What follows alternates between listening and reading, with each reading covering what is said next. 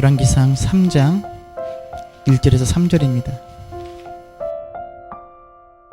솔로몬이 애굽의 왕 바로와 더불어 혼인 관계를 맺어 그의 딸을 맞이하고 다윗성에 데려가 두고 자기의 왕궁과 여호와의 성전과 예루살렘 주위의 성의 공사가 끝나기를 기다리니라.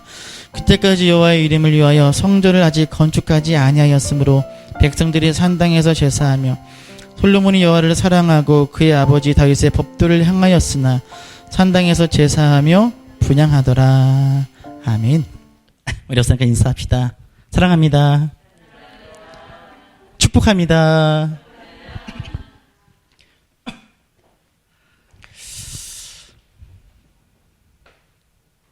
너무 좋습니다. 지난달에도 참 좋았는데 좋네요. 제가 결혼 전에 다짐한 것이 있습니다. 자녀를 낳아도 그 자녀보다 아내를 더 사랑하리라 라는 다짐이었습니다. 왜냐하면 자식은 피가 섞여 있어서 자식에 대한 사랑은 본성적이고 자연스러운 거예요. 하지만 아내란 존재는 피 한 방울 섞여 있지 않은 뭐지요? 남이요, 남. 그래서 그 아내에 대한 사랑은 이게 자연스러운 게 아닙니다. 더 의식적이고 의지적으로 해야 하기 때문에 다짐을 하고 결혼했죠. 지금 이제 10살, 8살 두 아들과 딸을 둔 지금 그 결혼 전 다짐이 변했을까요? 안 변했을까요? 네?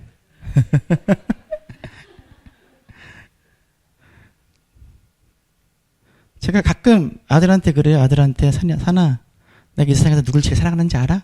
그럼 아들이 그래요. 엄마잖아. 엄마라며. 우리 아들이 아빠의 마음도 모르고 더 사랑하는지 제가 결혼 전보다 결혼할 때보다 덜 사랑하는지는 제 아내에게 물어보시고요. 중요한 건 덜 사랑하든 더 사랑하든 사랑하는 대상은 변하지 않았다는 거예요. 무슨 말인지 아시죠? 다른 여인이나 다른 사람을 사랑하지 않습니다. 더 사랑할 수도 있어요. 아니면 결혼 10년 됐는데 덜 사랑할 수 있어요. 10년 전보다. 하지만 중요한 건 사랑하는 대상은 변하지 않았다는 거예요. 사랑은 변할 수 있습니다. 더 뜨거워질 수 있고 더 식을 수 있지만 중요한 것은 그 사랑의 대상은 변하면 돼요? 안 돼요? 안 돼요. 바람둥이들을 보면 여러분 바람둥이들은요 굉장히 인간적입니다. 그리고요 사랑이 많아요. 열정적이에요. 사랑하지 않고는 못 살고요 사랑받지 않으면 못 사는 그런 마음도 여리고 굉장히 따뜻한 사람들이에요. 뭐가 문제지요? 사랑해서는 안 될 대상을 사랑하는 거죠. 자신이 사랑해야 될 대상을 놓치고 다른 사람을 사랑하는 게 문제인 거죠. 우리는 그런 사랑을 아름답다라고 이야기하지 않습니다. 솔로몬이 우리가 잘 아는 솔로몬이 참 좋은 왕에서 나쁜 왕으로 변한 이유가 여기에 있습니다. 솔로몬은 참 좋은 왕이었잖아요. 하나님께서 솔로몬에게 나타나셔서 내가 너에게 무엇을 주기 원하느냐라고 물었을 때 솔로몬이 무엇을 구하지요? 지혜라고 대답하시면 안 됩니다. 지혜는 옛날 말이에요. 듣는 마음. 그래서 우리가 항상 어렸을 때 우리가 항상 기도할 때 뭐라 기도했죠? 뭐라 기도받았습니까? 우리 이 자녀에게 솔로몬의 지혜를 주시옵소서. 근데 지혜라고 하니까 꼭 솔로몬의 지혜를 받아 공부도 잘하고 막 그런 것 같았는데 사실은 지혜가 아니고 듣는 마음이라고 되어 있죠. 지금 우리가 읽는 성경도 듣는 마음으로 이제 잘 번역되어 있습니다. 당시 왕들은 무엇을 구했느냐? 세 가지를 구했어요. 당시 왕들은. 첫 번째, 장수. 오래 사는 거. 둘째, 물질. 셋째, 대적들의 생명이에요. 이 세 가지가 있어야 왕을 오래 할 수 있고 자신의 왕권이 유지가 되는 거예요. 오래 살아야 되고요. 또 백성들 다스리면 뭐가 많아야 돼요? 돈이 많아야 돼요. 그리고 대적들로부터 지켜야 되니까. 하나님께서 솔로몬에게 나타나셔서 내가 너에게 무엇을 주기 원하느냐 했을 때 솔로몬은 장수요, 아니면 물질이요, 아니면 대적들의 생명, 이것을 구해야 당연한 거였습니다. 당시 왕들이 구하는 거였어요. 그래서 솔로몬은 뭘 구했다고요? 듣는 마음. 듣는 마음. 뭘 듣기 원하는 거예요? 무엇을 듣기 원하는 거예요? 하나님의 그 음성과 뜻을 듣기 원하는 마음. 또 무엇을 듣기 원하죠? 백성들의 소리를 듣기 원해요. 그래서 그 다음에 무슨 얘기가 나오냐면 솔로몬이 그 누구 얘기인지, 사실 그거 그 몸 파는 여자들이잖아요. 그런데 그 몸 파는 여자들의 소리까지 듣고 그 판결하잖아요. 그 이야기는요, 지혜가 중요한 게 아니에요. 거기 그 이야기는요, 그 낮은 백성들의 아픔까지도 듣는 마음이 있었다는 걸 강조하는 이야기예요. 자, 솔로몬이 뭘 구했다고요? 듣는 마음을 구했어요. 무엇보다 솔로몬이 이렇게 듣는 마음을 구하고 하나님께로부터 사랑받을 수 있었던 이유는 바로 3절에 있습니다. 우리 3절 다시 한번 읽어볼까요? 3절 읽습니다. 솔로몬이 여호와를 사랑하고 그의 아버지 다윗의 법도를 행하였으나 산당에서 제사하며 분향하다. 자, 3절 앞부분에 솔로몬이 여호와를 뭐하고? 사랑하고. 솔로몬은 여호와를 뭐 했다고요? 사랑했어요. 사랑. 하나님을 사랑했기에 듣는 마음을 구했고, 하나님을 사랑했기에 성전을 건축할 수 있었고, 하나님을 사랑했기에 그는 하나님께로부터 큰 복을 받을 수 있었습니다. 그런데 이 사랑이 변해요. 이 사랑이 변해요. 문제는 더 뜨거워지거나 차가워지거나 하면 괜찮은데 사랑의 대상이 변하고 맙니다. 11장 1절을 찾아 읽어보겠습니다. 11장 1절입니다. 같이 읽습니다. 솔로몬 왕이 바로의 딸 외에 이방의 많은 여인을 사랑하였으니 곧 모압과 암몬과 에돔과 시돈과 헷 여인이라. 지금 솔로몬이 누구를 사랑하게 돼요? 이방 여인들을 사랑하게 돼요. 그런데 하나님께서는요, 이 이방 여인들을 사랑하지 말라고 명령하셨었거든요. 자, 2절입니다. 11장 2절 읽습니다. 여호와께서 일찍이 이 여러 백성에 대하여 이스라엘 자손에게 말씀하시기를 너희는 그들과 서로 통혼하지 말며 그들도 너희와 서로 통혼하게 하지 말라. 그들이 반드시 너희의 마음을 돌려 그들의 신들을 따르게 하리라 하셨으나 솔로몬이 그들을 사랑하였더라. 하나님께서 이 여인들을 결혼하지 말라고. 왜냐하면 이 여인들이 결국 어떻게 한다고요? 자기들이 믿는 이방신들을 섬기게 할 거다. 그러니까 이 여인들과 결혼하지도 말라 했는데 마지막에 뭐라고 끝나지요? 솔로몬이 그들을 사랑하였더라. 이 여인들을 사랑합니다. 사랑해서는 안 될 여인들을 사랑해요. 그러니까 그 사랑이 솔로몬의 삶을 바꾸어 놓아요. 어떻게 바꾸느냐? 3절입니다. 읽습니다. 왕은 후궁이 700명이요 첩이 300명이라 그의 여인들이 왕의 마음을 돌아서게 하였더라. 이 후궁과 첩이 다 어디 사람들인 거예요? 이 이방 가나안 여인들인 거예요. 이 여인들이 어떻게 하느냐? 왕의 마음을 어떻게 해요? 돌아서게 하였더라. 돌아서게 했대요. 누구로부터? 하나님으로부터. 4절입니다. 있습니다. 솔로몬의 나이가 많을 때에 그의 여인들이 그의 마음을 돌려 다른 신들을 따르게 하였으므로. 솔로몬이 지금 누구를 따른다고요? 이방 신들을 따라요. 솔로몬이요 그렇게 좋은 왕이 아닙니다. 우리가 아이들에게 솔로몬의 얘기를 많이 해주는데 사실 솔로몬은 이방신들을 섬겼던 왕입니다. 솔로몬의 사랑의 대상이 변한 거예요. 아까 솔로몬이 누구를 사랑했다고요? 처음에 하나님을 사랑했어요. 그런데 솔로몬의 그 사랑의 대상이 하나님에서 누구로 바뀐 거예요? 이방 여인과 이방 연들이 믿던 신으로 바뀐 거예요. 하나님이요 그냥 두지 않으세요. 왜냐하면 하나님이요 솔로몬을 정말 사랑하시거든요. 근데 금요일날 봤죠. 솔로몬이 태어났을 때 하나님께서 솔로몬을 너무 사랑하셔서 무엇을 지어주시죠? 이름까지 지어줘. 여디디야 내가 사랑하는 자다. 하나님께서 솔로몬을 너무 사랑하시니까 찾아오십니다. 11장 9절 10절 읽어볼까요? 있습니다. 솔로몬이 마음을 돌려 이스라엘의 하나님 여호와를 떠남으로 여호와께서 그에게 진노하시니라. 여호와께서 일찍이 두 번이나 그에게 나타나시고 이 일에 대하여 명령하사 다른 신들을 따르지 말라 하셨으나 그가 여호와의 명령을 지키지 않았으므로. 하나님께서 몇 번이나 나타나셨다고요? 두 번이나 나타나셔서 그 신들을 따르지 마라. 자, 우리가 오늘 우리의 이 말씀의 주제를 가지고 표현해 봅시다. 하나님께서 솔로몬에게 나타나셔서 뭐라고 말씀했을까요? 그 여인들과 그 신들을 사랑하지 마. 내게로 돌아와. 다시 나를 사랑해줘.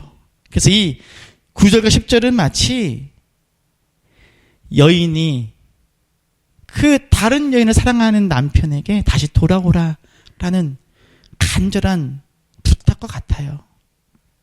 그런데 지금 솔로몬은 어떻게 한다고요? 맨 마지막에 보니까 그가 여호와의 명령을 지키지 않았으므로. 듣지 않는 거예요. 무시하는 거예요. 솔로몬이 예전에 하나님께 뭘 구했다고요? 뭘 구했어요? 듣는 마음 구했어요. 듣는 마음. 근데 지금 들어요, 안 들어요? 씨도 안 먹혀요. 씨도 안 먹혀요. 왜 듣지 않죠? 예? 왜 듣지 않아요? 사랑하지 않으니까. 사랑하지 않으니까. 제가요, 여러분 오해하시면 안 돼요. 저는 바람둥이가 아니었어요. 바람둥이는 동시에 두 여자 사랑하는 거고 저는 그러지 않았었는데 대학교 때 어떤 자매를 사랑하다가 여보 미안해. 그 자매와 헤어지고 다른 자매랑 이렇게 사귀니까 같은 과였는데 어느 날 그 자매가 저를 불러요. 수원에 그 용화산가 거기로 MT를 갔는데 밤에 그러니까 전에 사귀었던 자매가 저를 불러요. 불러갖고 우리가 취했어. 승기 오빠 이러면서 듣고 있는데 제 마음이 어떨까요? 그 사람이 그러는 저한테 오빠 나 아직도 오빠를 좋아해. 그 언니 별거 아니야. 방금 자기한테 막 이러는 거예요. 그 얘기 듣고 있는데 어떨까, 속이? 그 마음이 미안할까요? 어떨 것 같아요? 짜증나요, 짜증. 안경 보셨어요? 경험 안 해보셨어요? 네? 경험 안 해보셨어요? 제가 누군가를 사랑하게 되었어요. 근데 그 예전에 사랑했던 사람이 와서 막그만 막 오라 그러면요. 짜증이요. 짜증이. 솔로몬이 지금 그런 거지요. 솔로몬이요. 하나님께서 두 분 나타나셔서 뭐라고요? 그 신들 떠나. 나한테 다시 와. 다시 와. 솔로몬이 들어요, 안 들어요? 안 들어요. 무시해요. 왜요? 사랑하지 않으면 들리지 않아요. 듣고 싶지 않고 짜증만 하고 잔소리고요. 솔로몬이 듣는 마음을 구했던 솔로몬이 이렇게 망가지고 변한 이유는 하나예요. 무엇이 변한 거예요? 사랑의 대상이 변한 거예요. 그리고 그 사랑의 대상이 변하면 그의 삶도 변하게 되어 있습니다. 따라해 볼까요? 내가 사랑하는 대상이 내 삶을 다스린다.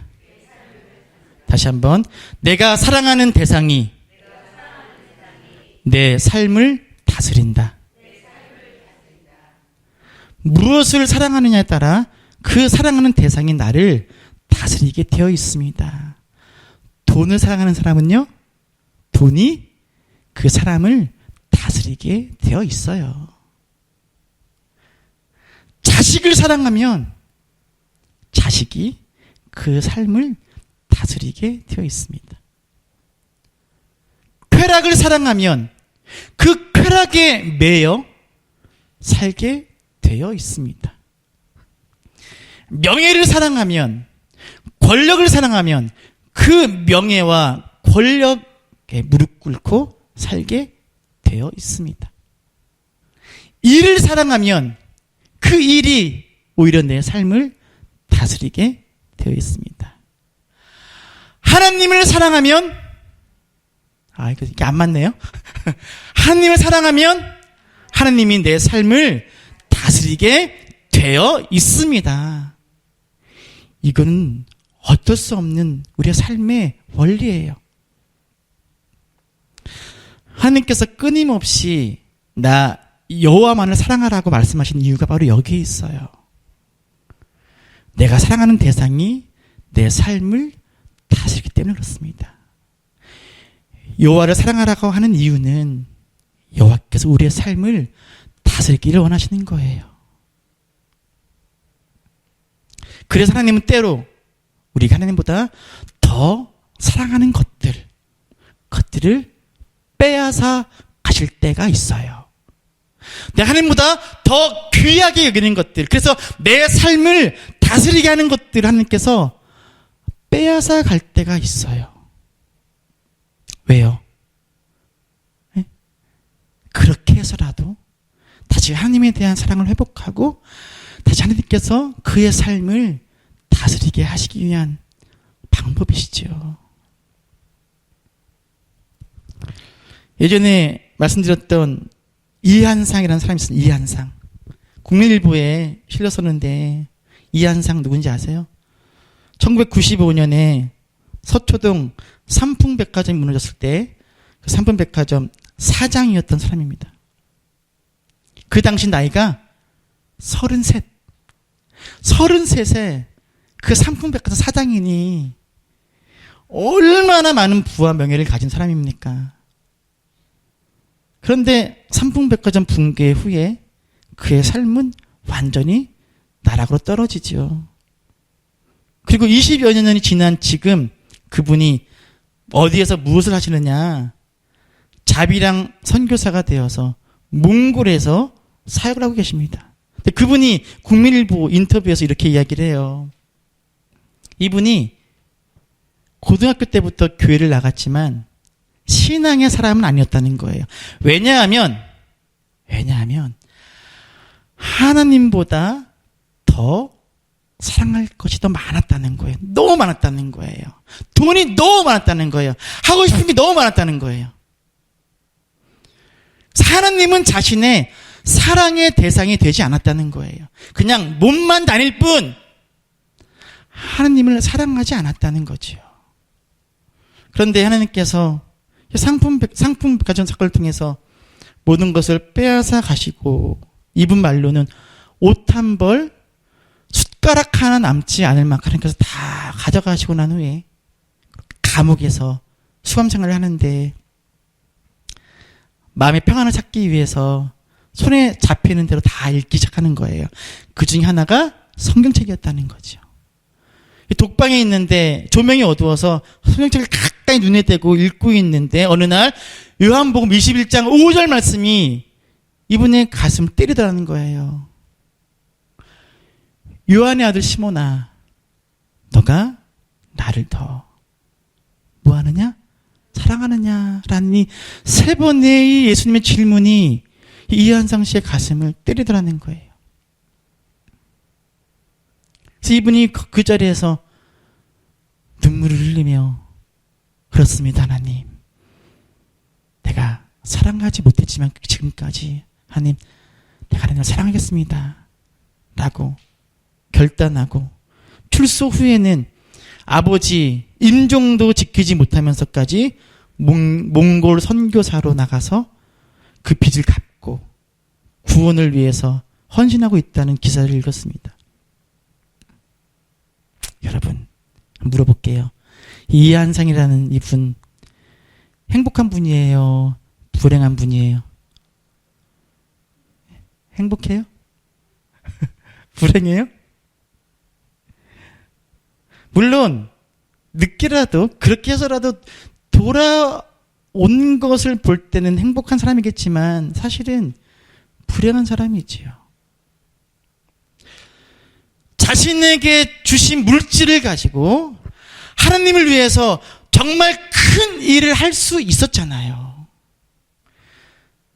그런데 물질이 아니라 그 물질을 주신 하나님이 아닌 그 물질을 사랑한 후에 너무나 많은 사람들에게 상처를 주고 아픔을 주고 다 빼앗기고 난 후에 돌아온 이 인생은 안타까운 인생이지요. 저 여러분도 마찬가지입니다. 자, 잘 들으세요. 잘 들으세요. 여러분들이 하나님보다 더 사랑하는 것들, 그것들 하나님께서 빼앗아 가시기 전에 여러분의 마음을 돌이켜 하나님에 대한 사랑을 회복하시기를 지금 간절히 부탁드립니다. 협박 같죠? 그렇지 않아요. 이런 분들이 부지기수입니다. 부지기수예요. 다 잃고 나서 전부여 의지 없어서 손 들고 옵니다. 다 잃고 나서 빈손 들고 오는 거예요. 그러지 말라는 거예요. 왜 빈손으로 와요? 우리에게 주신 소중한 것들이 있잖아요. 그것들까지 하나님을 위해 살아야지요. 하나님을 사랑하지 못하고 사랑을 놓치고 난 후에 하나님께서 다 가지고 나신 후에야 빈손 들고 가지 말자는 거예요. 어리석은 인생 아닙니까?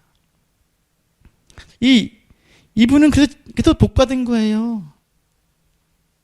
욥이요. 처음에 재산 잃잖아요. 그죠?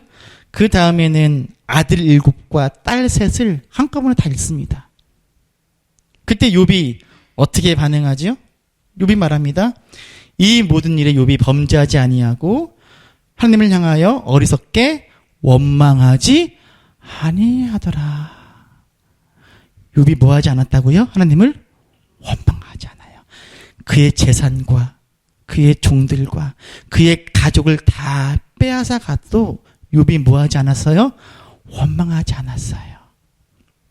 우리가 이 욥의 이야기를 듣고 감동하고 은혜 받는 이유가 뭔지 아세요? 네? 이 잔인한 이야기, 이 욥의 이야기를 듣고 우리가 은혜 받고 감동하는 이유가 뭔지 아십니까? 따라해 볼까요? 내 이야기가 아니니까. 다시 한번. 내 이야기가 아니니까. 내 이야기가 아니니까 은혜 받고 감동하는 거예요. 닥쳐보세요.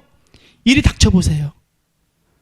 내가 평생 땀 흘려 모은 재산을 한꺼번에 다 잃어버리고 내 사랑하는 가족을 한꺼번에 다 잃어버렸을 때 욥처럼 원망하지 않을 수 있을 것 같으세요? 아니에요. 욥과 같은 사람 많지 않아요. 많은 사람들이요, 재산 잃고 사랑하는 가족 잃고요, 하나님 원망하며 교회를 떠나는 사람들이요, 부지기수예요. 부지기수입니다. 그래서 여러분에게 목사로서 권면하는 거예요. 하나님께서 여러분이 하나님보다 더 귀하게 여기는 것들, 하나님보다 더 사랑하는 것들을 빼앗아 가시기 전에 스스로 돌이켜 성찰하여 하나님을 사랑하는 그 신앙의 삶의 자리로 돌아서라는 거예요. 그 사랑을 회복하시라는 거예요. 끊임없이 스스로에게 물어야 돼요. 내가 하나님보다 더 사랑하는 것이 무엇이 있지 않은가? 내가 하나님보다 더 아끼고 더 귀하게 여기는 것이 있지 않는가 돌아봐야 돼요. 요즘 문제가 되고 있는 대형 교회 목사님들, 그분들의 문제가 여기에 있어요. 자, 설교 시간에 하나님만 사랑하세요 라고 설교했다면 그 목사님은 어떻게 살아야 되지요? 하나님만 사랑하며 살아야 돼요. 그런데 그렇지 않아요. 하나님보다 돈을 더 사랑해요. 쾌락을 더 사랑해요. 명예와 권력을 더 사랑해요. 성공을 위해서는 거짓과 불의와도 손을 잡아요. 여러분, 제가 목사로서 단언컨대 하나님을 사랑하면 그렇게 살 수가 없습니다. 하나님을 사랑하면 그런 죄를 지을 수가 없어요. 왜요? 그 사랑이 나를 다스리기 때문에 그래요. 예를 들어 볼까요? 한 약장사가 약을 팔아요. 자, 한 번 먹어봐. 이 약 먹으면 모든 병이 다 나. 무슨 약이라고 그러죠? 만병통치약을 팔아요. 장터에서 어르신들에게 팔아요. 한 병에 막 비싸게 팔아요. 이 약만 먹어봐. 다 나. 팔아요. 날개도 친 듯이 팔아요. 정작 기가 아플 때는요, 이 약을 안 먹어요. 절대 안 먹어요. 우리는 이런 사람을 뭐라 그러죠? 예? 이런 사람을 뭐라 그러죠? 사기꾼이죠. 마찬가지예요. 하나님을 사랑하라고 말씀을 전하는 목사라면 하나님만 사랑하며 살아야 돼요. 그리고 그렇게 살 수밖에 없어요. 하나님만 의지하며 살라고 설교하는 목사라면 하나님만을 의지하며 살아야 돼요. 그리고 그렇게 살 수밖에 없어요. 왜냐하면 하나님을 사랑하니까, 그 사랑이 나를 다스리니까, 지배하니까. 저는 끊임없이 저 자신에게 묻습니다.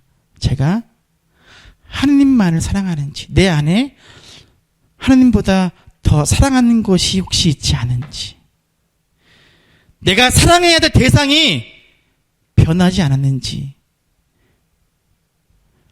하나님을 향한 사랑이 아닌 다른 것을 향한 사랑이 나를 다스리고 있지 않은지 스스로에게 항상 물어요.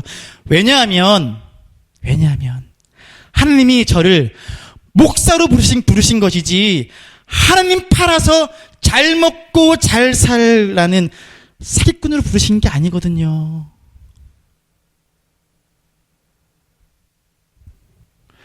여러분도 마찬가지입니다. 마찬가지예요.